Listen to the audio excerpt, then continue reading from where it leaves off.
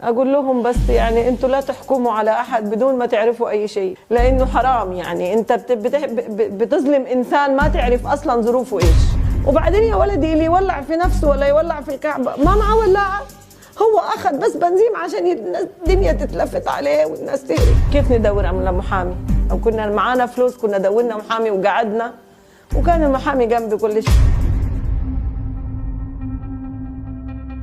الاثنين 9 من جمادي الأولى، الساعة تشير إلى 11 ليلا.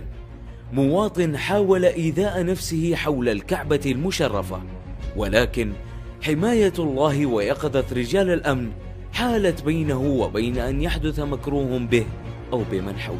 صبيحة اليوم التالي أصدرت قوات أمن الحرم بيانا أكدت فيه أنها تمكنت من القبض على مواطن في العقد الرابع من العمر حاول إيذاء نفسه بجوار الكعبة المشرفة، وتم إيقافه ليتم اتخاذ الإجراءات النظامية بحقه.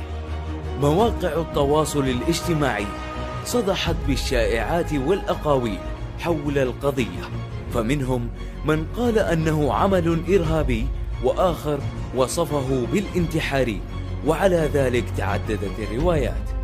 ماب نيوز رصدت قصة محمد على لسان والدته التي كان الحزن يباغتها والحيرة تتملكها، معللة ما حصل أنه بسبب مشاكل عائلية في الميراث على حد تعبيرها. طبعا هو أياميها بغي يولع في المحكمة من الكلام اللي بيطلع يسمعه، وما فيش أي عدل بسبب الأوراق. إنك أنت بتروح وما بتتنصف، فين تروح؟ العدل على الكبير والصغير ولا مو صحيح؟ ما بتتنصف، فين تروح؟ وهذا شاب مريض عنده سكر عنده ضغط، انت لما تشوفه يا ولد اسنانه مقلعه تقول هذا عمره 100 سنه وهو لسه دوبه 36 سنه. ما اخذ شيء من الدنيا، ما خبر اخوه، حتى اخوه ما خبره. اخوه قال له انت تمشي معايا وانا هجري ونجري في الحكومه سوا. اخوه راح يشوف سيارته عشان كانت مهجوره، راح يشوفها كانت في ما ادري هم كانوا صاحبينها، راح يشوفها اليوم هذا اللي هو راح فيه، وهو لحاله راح. لما ما لقى نصفوه جري. وبعدين يا ولدي اللي يولع في نفسه ولا يولع في الكعبه ما معه ولاعه، هو اخذ بس بنزين عشان الدنيا تتلفت عليه والناس تهرق. بناتي لما اتصلوا علي قالوا لي شوفي، انا كنت قبلها متنومه في المستشفى وتعبانه، وقالوا لي ولدك شوفي ايش اللي حصل، وصاروا يبكوا عليه. انا شفت المقطع اللي بعتوه بقيت ابكي على ولدي وعمال يتضرب في الحرم،